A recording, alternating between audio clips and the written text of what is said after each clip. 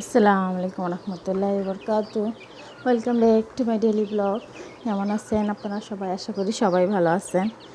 আপনাদের মাঝে হচ্ছে নতুন একটা ভিডিও বা একটা কুকিং রেসিপি নিয়ে চলে আসছি। তো এটা হচ্ছে যে ভুট্টার শাক। জানি না কেউ চিনেন কি না। আমার আম্মু হচ্ছে সেদিন বাজারে গেছিলো। তো এলাকার বাজারের থেকে হচ্ছে যে সকালে যে পাইকার বাজার বসে, ডিপু বাজার, সেখানে অনেক রিজনেবল প্রাইসেই সবজি পাওয়া যায়, একেবারে পাইকারি রেট। তো হচ্ছে যে সেখান থেকে অনেক সবজি নিয়ে আসছিল। তো সেই সাথে হচ্ছে যে ভুট্টার শাকও নিয়ে আসছিলো। তো অনেকগুলো যেহেতু নিয়ে আসছিলো, ওখানে আবার কম বিক্রি করে না, নিতে হলে অনেকগুলো নিতে হয় একসাথে।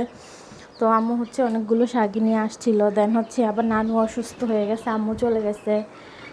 ঘরে সবারই মন মানসিকতা তো একটা বেশি ভালো ছিল না, যেহেতু নানু অনেক অসুস্থ ছিল। সবাই টেনশনে ছিল যে আল্লাহ পাক ওনার হায়াত কি শেষ হয়ে গেল নাকি, বুঝিনি তো, একটা অন্যরকমই টেনশনে ছিল সবাই। তো আলহামদুলিল্লাহ নানি একটু মোটামুটি সুস্থ আছে এখন, কিন্তু খাওয়া দাওয়া এখনও খায় না, স্যালাইনের ওপরই আছে।